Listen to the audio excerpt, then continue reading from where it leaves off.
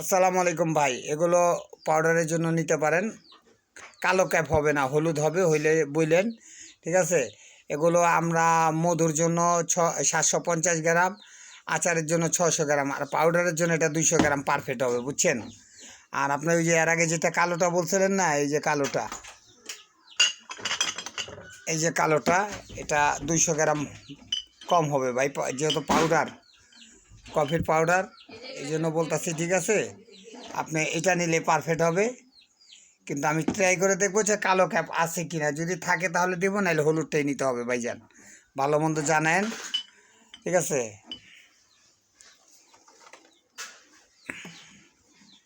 খুবই সুন্দর সুন্দর ডিজাইনের বয়াম আছে, অনেক কিছু আছে ভাই, চাইলে নিতে পারেন। দেশি বিদেশি, চায়না,